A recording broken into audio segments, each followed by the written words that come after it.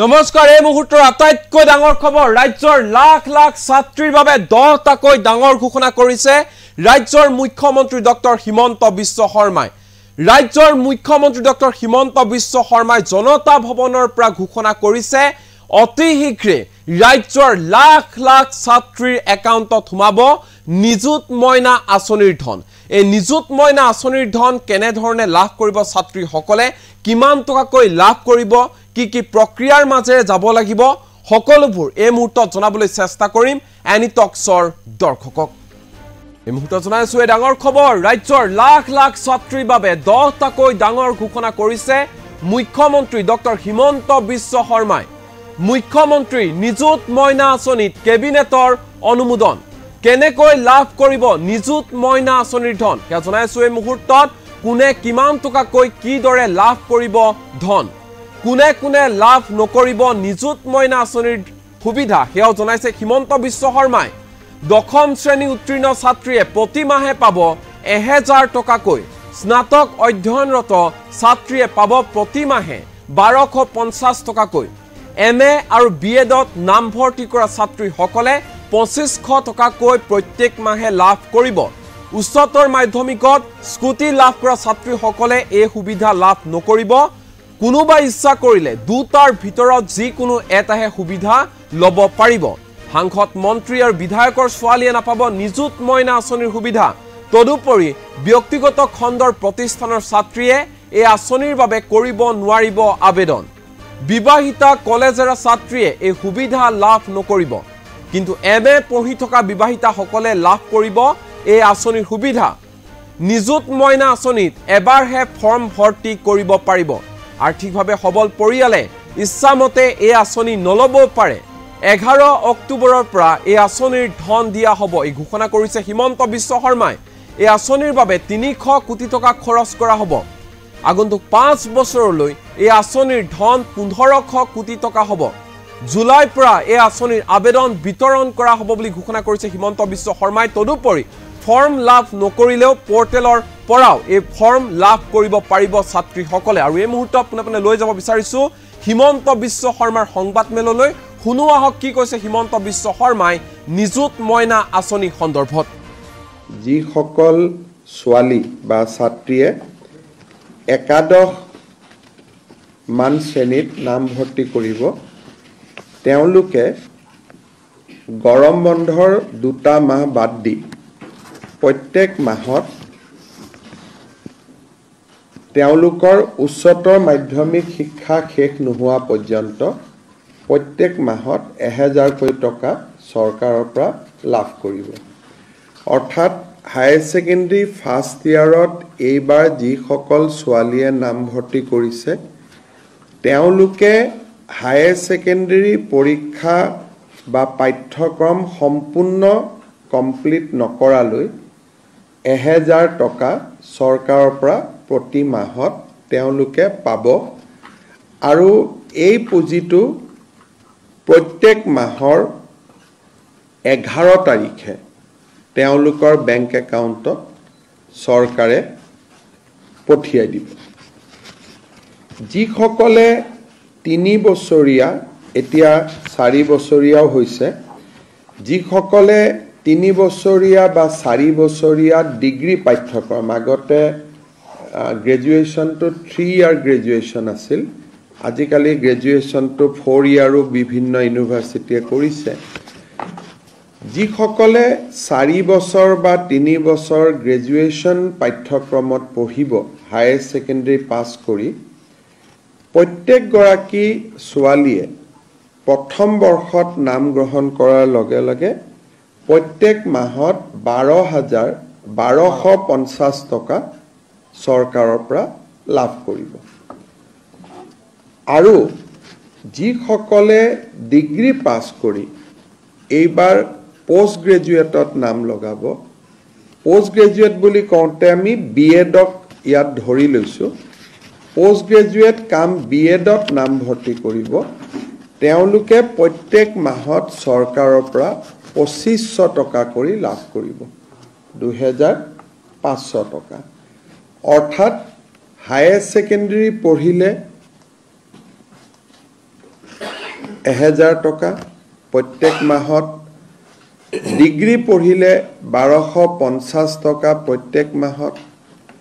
আৰু গ্ৰেজুৱেচন পঢ়িলে গ্ৰেজুৱেচন পাছ কৰি স্নাতকোত্তৰ পোষ্ট গ্ৰেজুৱেচন পঢ়িলে মাহত 2500 টকা লাভ কৰিব ইয়াত কেইটামান শৰ্ত আছে প্ৰথম শৰ্তটো হ'ল যে যিখিনি ছোৱালীক আমি হায়াৰ সেকেন্ডাৰী পৰীক্ষাত ভাল ৰিজাল্ট কৰাৰ কাৰণে আমি স্কুটি দিওঁ তেওঁলোকক আমি নিযুত মইনা আঁচনিত অন্তৰ্ভুক্ত কৰা নাই কাৰণ স্কুটি এখনৰ দাম প্ৰায় 70000 টকা হৈ গৈ আৰু নিযুত মইনা আঁচনিত তেওঁলোকে আমাৰ বাকি ছোৱালীখিনিয়ে যদি 12000 আমি 12 যদি 12500 কৰি 3 বছৰটো দিও 36000 হয় কিন্তু ছোৱালীয়ে যদি কয় যে নহয় মোক স্কুটি নালাগে মই নিযুত মইনাহে লম তেতিয়ালে নিযুত মইনাও তেওঁ লব পাৰিব অৰ্থাৎ ছোৱালীজনীৰ ওপৰত ডিপেন্ড কৰিব যে মই স্কুটিখন লম নে মই নিযুত মইনা আঁচনিটো লম দুটা আঁচনি আমি একেলগে নিদিও তাৰ পিছত আনটো বিষয় হ'ল যে এই আঁচনিখনৰ পৰা মন্ত্ৰী আৰু বিধায়কৰ ছোৱালীসকল এই আঁচনিৰ হিতাধিকাৰী হ'ব নোৱাৰিব অৰ্থাৎ 126 জন যি বিধানসভাত বিধায়ক আছে তেওঁলোকৰ লৰাটো নহয় ছোৱালী যদি বা সাংসদ যদি তেওঁলোকৰ ছোৱালী যদি আমাৰ কলেজ ইউনিভাৰ্চিটিত পঢ়িছে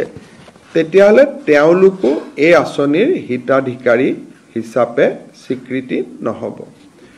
আৰু যোনে প্ৰাইভেট স্কুল কলেজত ফিজ দি পঢ়ে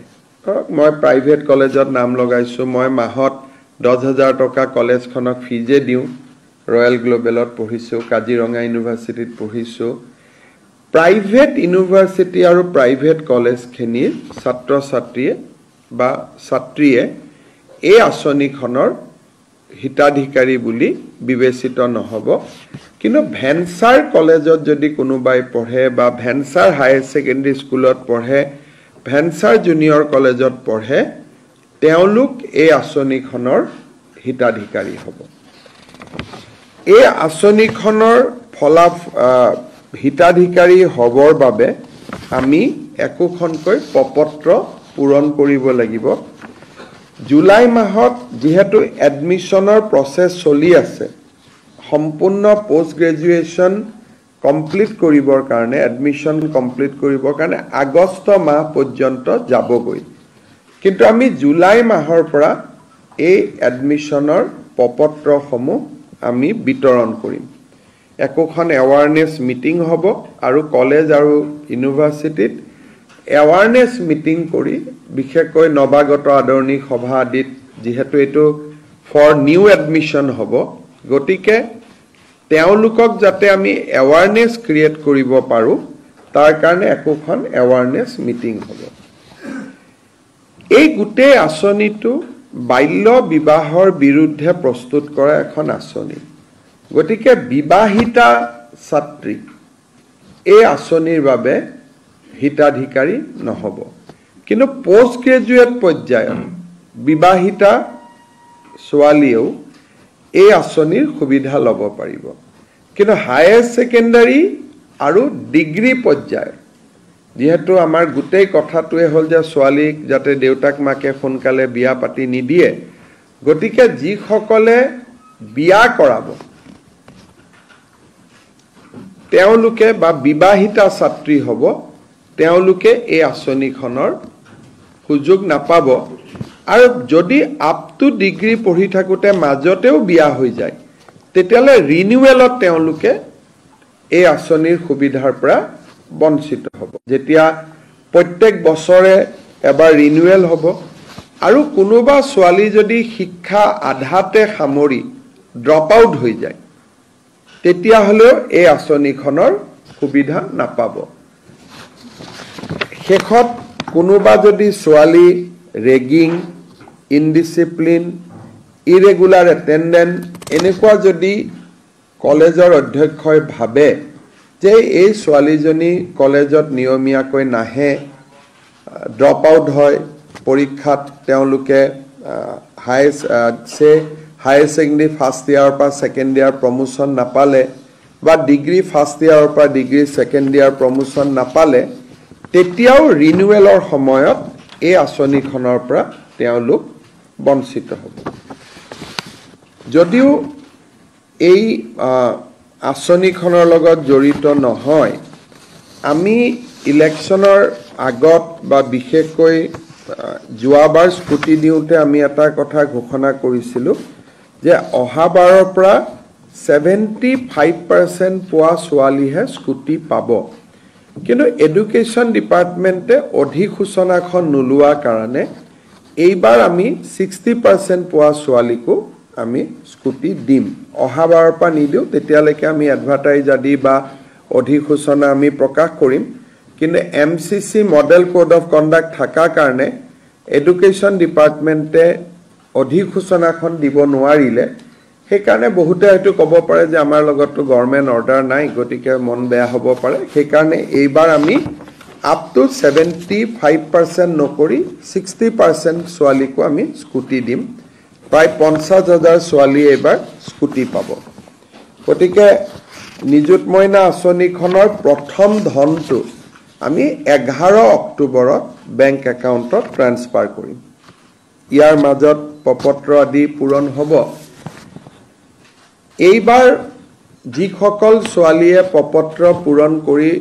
নিযুত মইনা আঁচনি পাব, দ্বিতীয় বৰ্ষত আৰু তেওঁলোকে প্ৰপত্ৰ পূৰণ কৰিব নালাগে। তেওঁলোকৰ খালি কোনখিনি কোনোবা বিয়া হৈ গ'ল নেকি, কলেজত অহা নাই নেকি, সেইখিনি আমি কলেজৰ প্ৰিন্সিপালৰ পৰাই ৰিপৰ্ট লৈ ল'ম আৰু তাৰ ভিত্তিত আমি কাম কৰিম। তেওঁলোকে এবাৰ ফৰ্ম ফিল আপ কৰাৰ পিছত দ্বিতীয়বাৰ ফৰ্ম ফিল আপ কৰিব নালাগে। এই ফৰ্মখনত দেউতাক মাকৰো এটা চহী লাগিব। গতিকে কোনোবা দেউতাক মাকে যদি ভাবে যে মোৰ আৰ্থিক অৱস্থা ভাল আৰু ছোৱালীজনীক এই আঁচনিটো লৈ পেলাই মই চৰকাৰখনক আৰ্থিক বোজা দিব খোজা নাই, কোনোবা ছোৱালী যদি নিজে আঁতৰি আহিব খোজে বা দেউতাক মাকে যদি আঁতৰাই দিব খোজে, তেতিয়া তেওঁলোকে স্ব ইচ্ছাই পাৰিব।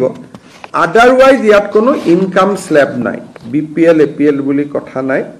কলেজ বা মহাবিদ্যালয় বা বিশ্ববিদ্যালয়ত যোনেই পঢ়ে তেওঁলোকেই এই আঁচনিখনৰ সুফল পাব। এই আঁচনিখনৰ প্ৰপত্ৰ মই আগতে কোৱাৰ দৰে জুলাইৰ 1 তাৰিখৰ পৰা আমি কলেজবিলাকত বিতৰণ আৰম্ভ কৰিম। বিশ্ববিদ্যালয়ত বিতৰণ ছেপ্টেম্বৰত হ'ব, কাৰণ তেওঁলোকৰ এডমিশ্যন আগষ্টলৈকে চলি থাকিব। আৰু প্ৰথম ইনষ্টলমেণ্টটো আমি 11 অক্টোবৰত দিম আৰু তাৰ পৰা তেওঁলোকে নিয়মীয়াকৈ পাই থাকিব। জুন আৰু জুলাই মাহত তেওঁলোকে এই আঁচনিটো নাপাব, কাৰণ জুন আৰু জুলাইত মেক্সিমাম এডুকেশ্যন ইনষ্টিটিউট বন্ধ থাকে আৰু আমি আঁচনিখন 10 মাহৰ বাবে আমি দিম এটা বছৰত। সেইকাৰণে প্ৰত্যেক বছৰত জুন আৰু জুলাই মাহত এইটো DBT নহয়, আন মাহকেইটাত এই আঁচনিটোৰ DBT হৈ থাকিব। এই আঁচনিখনৰ কাৰণে এই বছৰ চৰকাৰে 300 কোটি টকা খৰচ কৰিব।